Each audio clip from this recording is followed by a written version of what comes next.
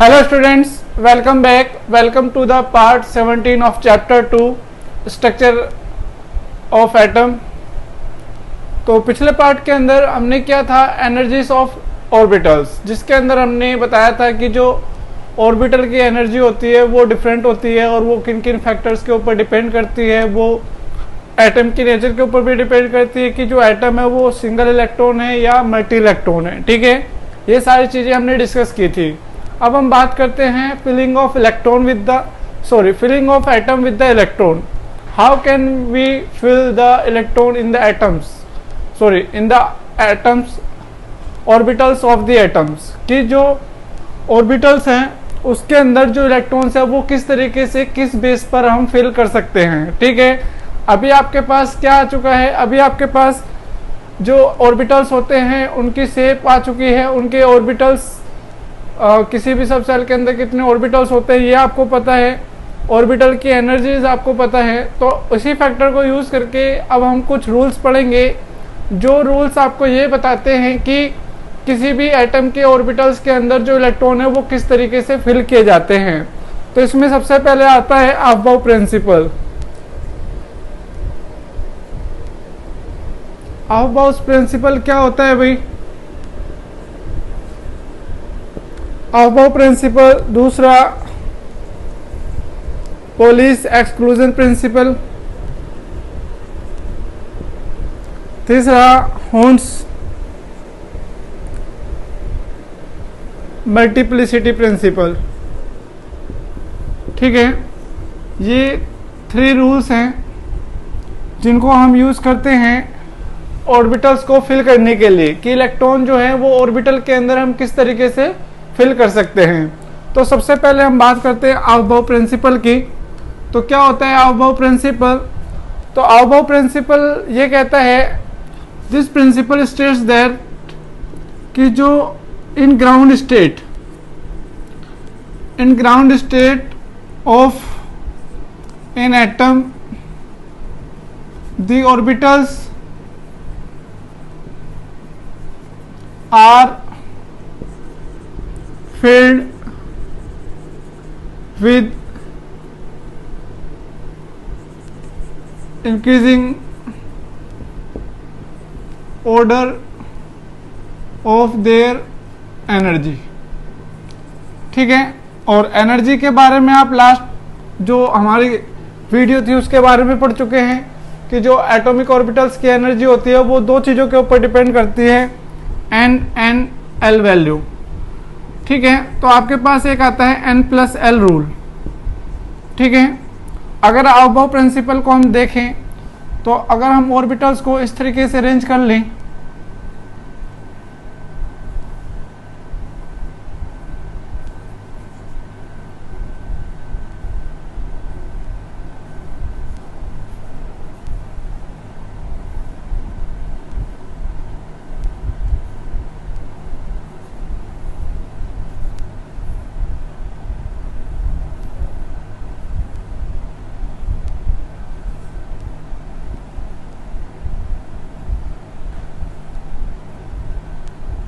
ठीक है, तो सबसे पहले जो इलेक्ट्रॉन है वो इसके अंदर आएगा। ठीक है, इससे वापस होके फिर इलेक्ट्रॉन इसके अंदर आएगा, इस तरीके से ये चलता है। ठीक है, फिर इलेक्ट्रॉन किसके अंदर आएगा? इसके अंदर आएगा, फिर इसके अंदर आएगा, फिर इससे वापस होकर इलेक्ट्रॉन किसके अंदर आएगा? इसके अंदर आएगा, और उससे इसके अंदर आएगा, फिर यहाँ से वापस होते हुए जो इलेक्ट्रॉन है वो इसमें आएगा, फिर इसमें आएगा, और फिर इसमें आएगा, फिर यहाँ से वापस होते हुए जो इलेक्ट्रॉन है वो किसमें आता है? पहले इसमें आता है। ठीक है, फिर इसमें आता है, और फिर इसमें आता है, फिर यहाँ से वापस होते हुए जो इलेक्ट्रॉन है पहले इसमें आएगा, फिर इसमें, फिर इसमें, और फिर इसमें, फिर यहाँ से वापस होते हुए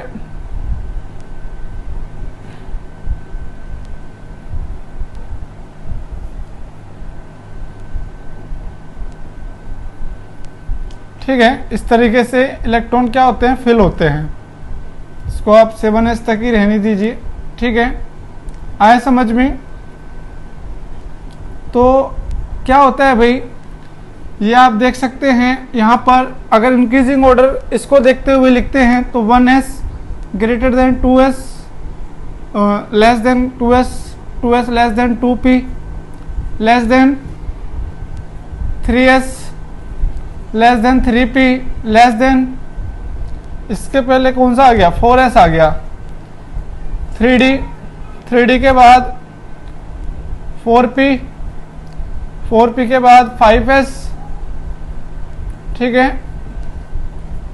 उसके बाद 5s के बाद आ गया आपका 4d, 4d के बाद आपका आ गया 5p, 5p के बाद आपका आ गया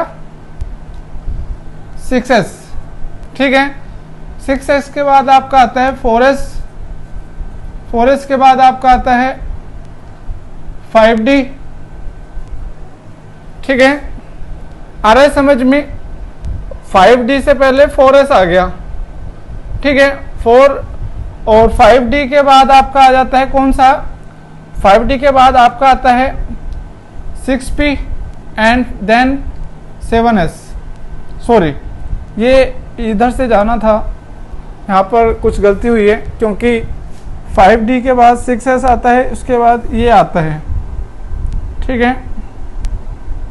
ये 6d, ठीक है, 7p, तो इस तरीके से आता है ये 8s, ठीक है। मैं इसको दोबारा से आपको बताता हूँ कि जो अबव प्रिंसिपल होता है वो क्या होता है। अबव प्रिंसिपल आपका ये बताता है कि जो इन ग्राउंड स्टेट किसी भी एटम के अंदर जो ऑर्बिटल होते हैं वो increasing order of their energy में फिल किए जाते हैं, ठीक है।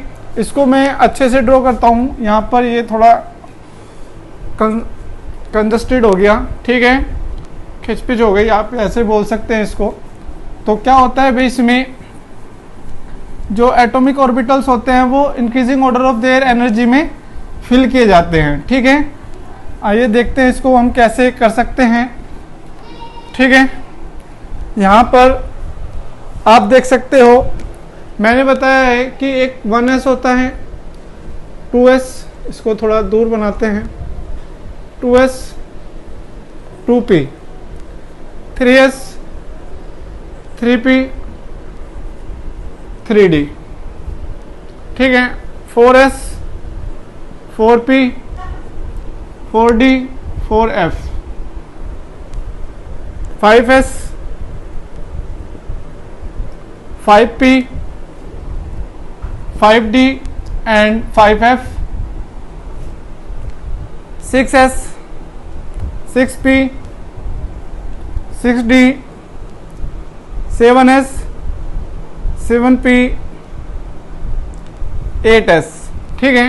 तो मैंने बताया था कि भाई इलेक्ट्रॉन यहाँ पर आएगा एक बार, ठीक है, फिर इसमें आएगा, फिर यहाँ से इसमें आएगा। सॉरी, इसको थोड़ा मतलब आपको पैरेलल लेना है। अगर आप इसको स्केल से बनाएंगे तो ये आपको अच्छे से बन जाएगा, ठीक है, इस तरीके से। फिर ये आ गया हमारे पास, ठीक है। उसके बाद ये वापस जाके इस तरीके से आता है, ठीक है। उसके बाद ये इस तरीके से आएगा, ठीक है। उसके बाद ये इस तरीके से आता है, ठीक है। अगर मैं इसको ऐसे लाके डॉटिस्ट से बना दूं, ठीक है, ये आया यहाँ पर,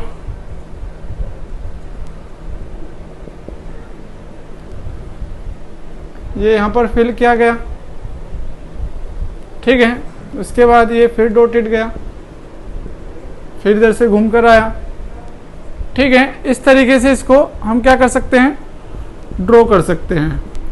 ये ड्रॉ करने के लिए आता है तभी आपको ड्रॉ करना है, अदरवाइज हम इसका एक ऑर्डर लिखेंगे इसको देखते हुए, ठीक है। और ये ऑर्डर आपको याद भी नहीं करना है, इसके लिए एक रूल होता है जिसको हम बहुत बड़ी रूल भी बोलते हैं, उस या n+l रूल होता है। n+ रूल क्या बताता है, हमें किसी भी ऑर्बिटल की एनर्जी बताएगा, ठीक है, इस तरीके से।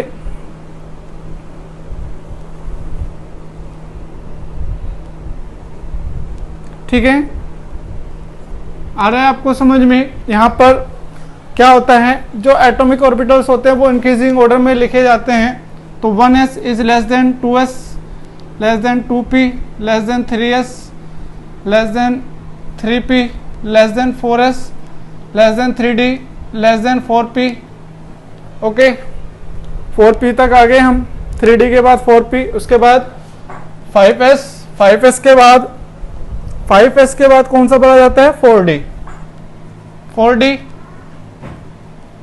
4d के बाद कौन सा भरा जाता है भाई?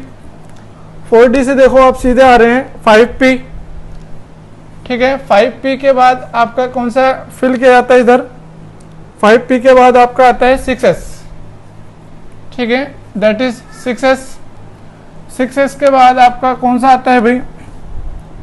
6s के बाद आता है 4f, 4f के बाद आपका आता है 5d, ठीक है, ये बहुत ज़्यादा इंपॉर्टेंट है। 5d के बाद आपका आता है 6p, 6p के बाद आपका आता है 7s, 7s के बाद आपका आता है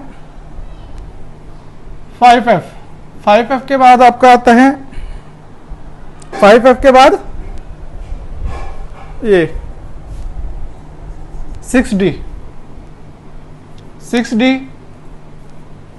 6d के बाद आपका आता है 7p और 7p के बाद आता है आपका 8s, ठीक है। ये इंक्रीजिंग ऑर्डर हो गया, increasing order of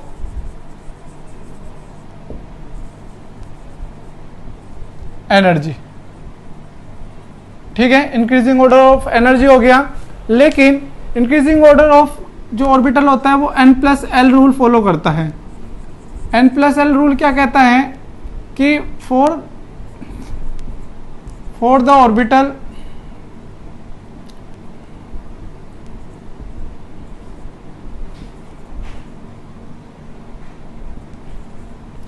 n+l value is minimum, then its energy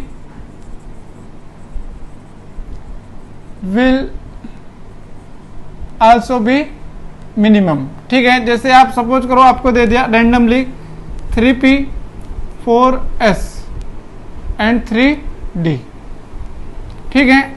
लेकिन ये तो आगे समझ में आपको कि भाई n+l रूल क्या कहता है। n+ रूल आपको ये कहता है कि फॉर द ऑर्बिटल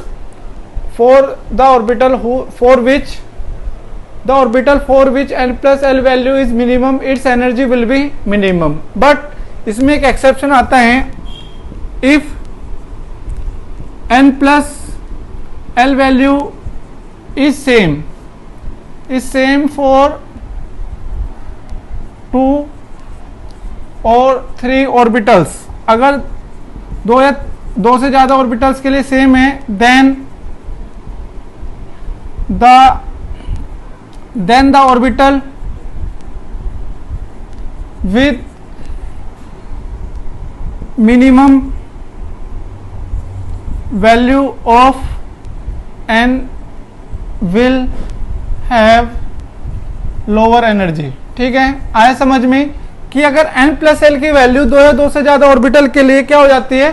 सेम हो जाती है, तो फिर जिस ऑर्बिटल के लिए n की वैल्यू क्या होगी? स्मॉल होगी, उसकी जो एनर्जी होगी वो लो होगी। यहाँ पर अब हम कुछ एग्जाम्पल करेंगे जिससे आपको अबव प्रिंसिपल अच्छी तरीके से समझ में आ जाएगा। तो अबव प्रिंसिपल क्या कहता है कि भाई in the ground state of any atom the orbitals are filled in the increasing order of their energy, ठीक है। And to fill the orbital we can use the n+l rule, which is also called Bohr and Bury rule. n+ rule says that if 2 or more orbitals have n+l value same, then the electron will go first in that orbital which have less value या minimum value of n, ठीक है। आया समझ में? तो आपको मैं orbitals देता हूं यहां पर।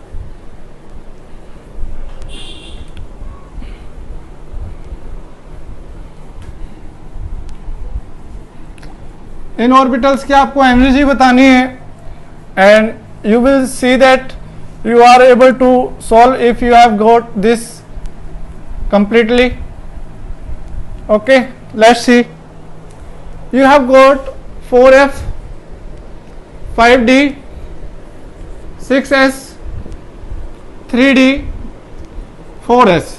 यहाँ पर हम पहले n की वैल्यू लिखेंगे, फॉर l की वैल्यू लिखेंगे। यहाँ पर n की वैल्यू ये होती है, तो आप लिख दो 4 5 6 3 4। l की वैल्यू इसके लिए क्या होती है 3, इसके लिए 2, s के लिए 0 और d के लिए फिर से 2 हो गई, s के लिए फिर से 0 हो गई। यहाँ पर अब हम लिखेंगे n+1 वैल्यू, तो n+1 कितनी हो गई, इसके लिए 7, यहाँ पर 7, यहाँ पर 6, यहाँ पर 5, यहाँ पर 4।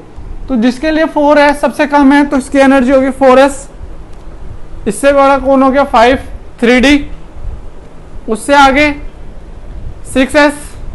लेकिन यहाँ पर इन दोनों की वैल्यू क्या हो गई, सेम हो गई। तो हमने बताया था कि भाई पहले इलेक्ट्रॉन उसमें जाएगा जिसके लिए n की वैल्यू लो होती है, तो n की वैल्यू लो किसके लिए, 4f के लिए। तो यहाँ पर आ जाएगा 4f and then 5d। You have got this type of question. आपको एक नंबर ऑफ ऑर्बिटल्स गिवन होते हैं, आप उन ऑर्बिटल्स की n की वैल्यू l की वैल्यू का सम करो और फिर देखो कि जिसके लिए n+l की वैल्यू सबसे कम होती है उसकी एनर्जी सबसे कम होती है, और जिसके लिए n+l की वैल्यू सबसे ज़्यादा होती है उसके लिए ये मैक्सिमम एनर्जी होती है। लेकिन अगर जिन दो के लिए n+l की वैल्यू सेम होती है तो इलेक्ट्रॉन पहले उस ऑर्बिटल के अंदर जाएगा जिसके लिए n की वैल्यू लो होती है, इसलिए 4f पहले आया और 5d बाद में आया। तो ये पूछा जा सकता है कि भाई 4f और 5d के लिए n+l की वैल्यू सेम होती है तो फिर भी 4f की एनर्जी 5d से कम कैसे हो गई, because for the 4f n value is 4 and for the 5d n's value is 2, that's why which have lower principal quantum number value it will have lower energy. ठीक है, आ गया समझ में। Now we will talk about the next principle that is Pauli exclusion principle. तो Pauli exclusion principle ये कहता है कि भाई in an orbital of any atom, किसी भी एटम के एक ऑर्बिटल में मैक्सिमम 2 इलेक्ट्रॉन्स आ सकते हैं विद अपोजिट स्पिन। ठीक है, अपोजिट स्पिन का मतलब है कि एक क्लॉकवाइज मूव करना चाहिए, एक क्या करना चाहिए, anti clockwise. They can have same spin. ठीक है, या आप ये कह सकते हैं Pauli exclusion principal says that in a orbital in a atom or means orbital of any atom, yeah, any orbital of an atom cannot have for a electron, 2 electron in an atom cannot have equal 4 quantum numbers। कि किसी भी orbital के अंदर किन्हीं दो electrons की जो चारों क्वांटम नंबर्स हैं वो सेम नहीं हो सकती। अगर 3 क्वांटम नंबर सेम है तो जो 4th क्वांटम नंबर है that is spin quantum number that will be different. ठीक है, तो इसको हम एक्सक्लूजन प्रिंसिपल क्यों बोलते हैं, because it exclude the possibility of same spin off 2 electron in A orbital. किसी भी ऑर्बिटल के अंदर दोनों इलेक्ट्रॉन की सेम स्पिन के जो पॉसिबिलिटी होती है उसको एक्सक्लूड कर देती है, तो इसलिए हम इसे पॉली का एक्सक्लूजन प्रिंसिपल बोलते हैं। ठीक है, आया समझ में। तो ये बहुत ज़्यादा इंपॉर्टेंट है। ठीक है, तो पॉली एक्सक्लूजन प्रिंसिपल, इसके बाद हम करेंगे हॉर्न्स multiplicity principle and that's it for today. ठीक है, तो आइए देखते हैं Pauli exclusion principal.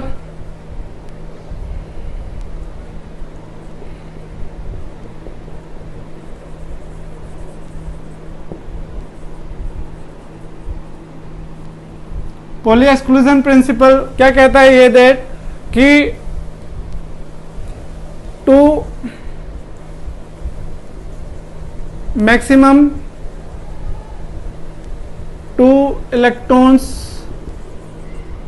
Can occupy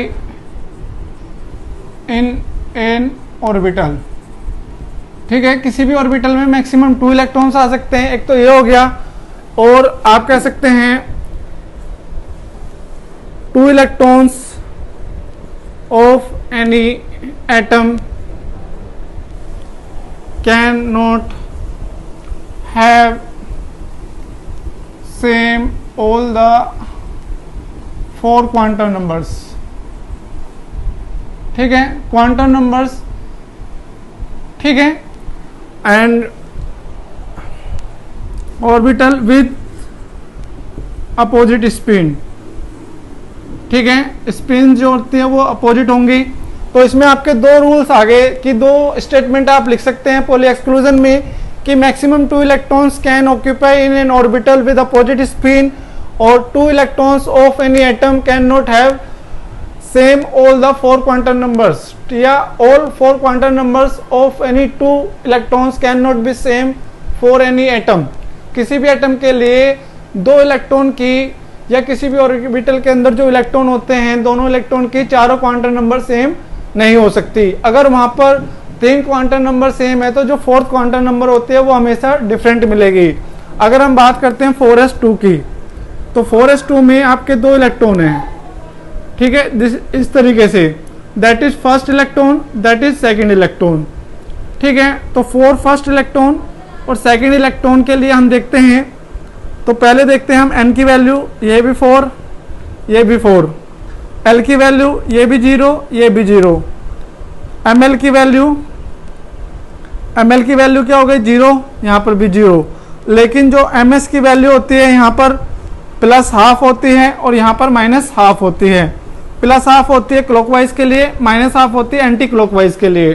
तो अब आपको पता चल गया कि भाई किसी भी ऑर्बिटल के अंदर जो 2 इलेक्ट्रॉन आते हैं उनकी कभी भी चारों क्वांटम नंबर सेम नहीं हो सकती।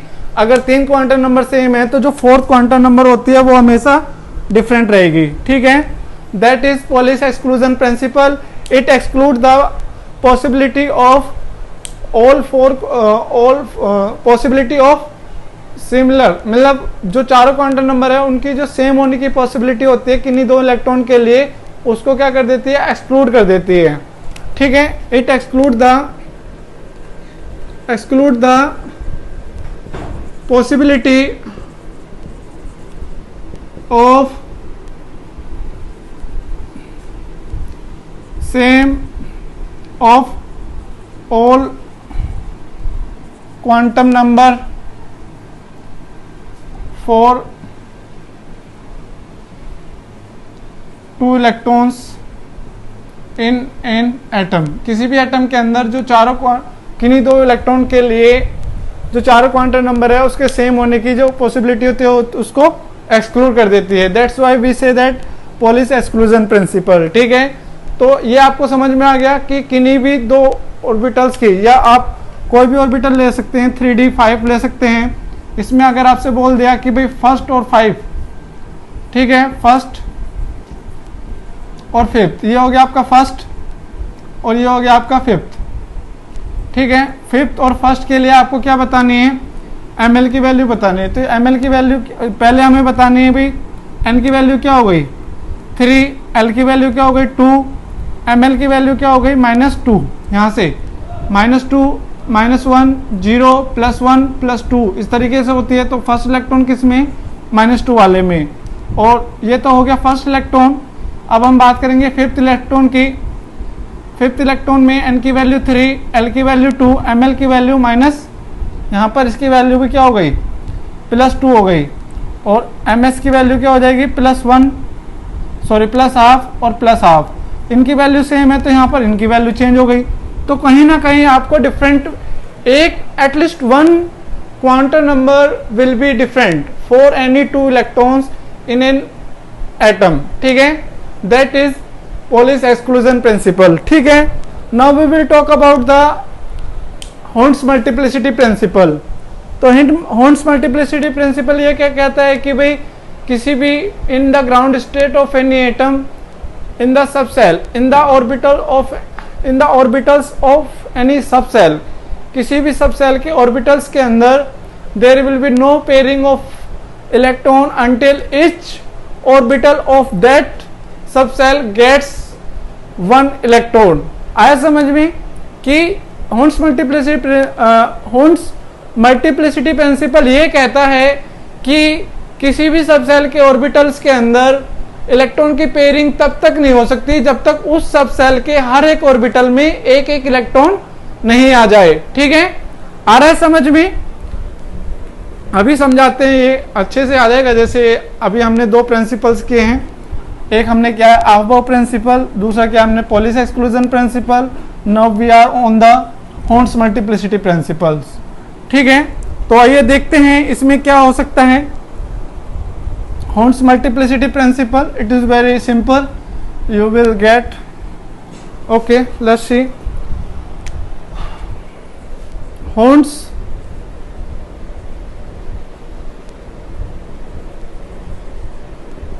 मल्टीप्लिसिटी का मतलब होता है अधिकता, एक से ज़्यादा, मल्टीपल, मैनी, मल्टीप्लिसिटी प्रिंसिपल। तो हॉर्न्स मल्टीप्लिसिटी प्रिंसिपल क्या कहता है? ये कैसा होता है कि for an atom in A subshell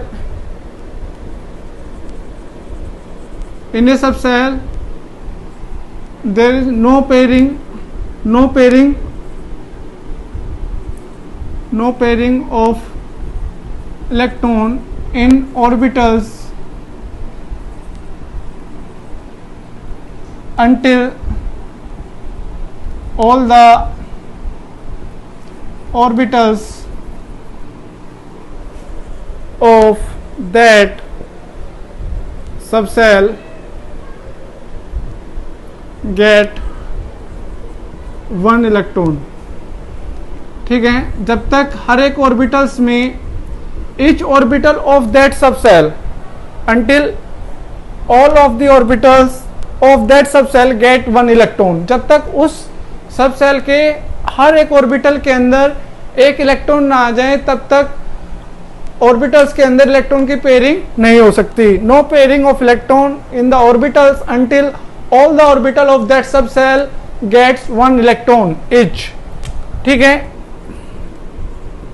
तो कैसे होता है भाई? इसमें ये कहता है कि जैसे आपके पास क्या है, 3p3 है, आपको पता है p के अंदर 3 ऑर्बिटल होते हैं, ऑर्बिटल को हम इस तरीके से शो करते हैं। तो अगर आप हॉर्न्स मल्टीप्लिसिटी प्रिंसिपल को नहीं जानते हैं तो आप क्या करेंगे? पॉली एक्सक्लूजन प्रिंसिपल ने तो बता दिया कि भाई एक के अंदर मैक्सिमम 2 आ सकते हैं, तो आप क्या करेंगे? ऐसे लिख देंगे, तो दैट विल बी रॉन्ग। ठीक है, तो हॉर्न्स मल्टीप्लिसिटी प्रिंसिपल क्या कहता है कि भाई आपके पास 3 इलेक्ट्रॉन है, 3 ऑर्बिटल है, तो पहले सब में एक एक इलेक्ट्रॉन दे दीजिए, then it will have correct orientation या correct filling of electrons with orbital, correct filling of orbitals with electron. Similarly you have 3d6, so how will you fill this? You will fill like this, by 2 electron भर दिए according to polling, but it is incorrect. What did Horn say?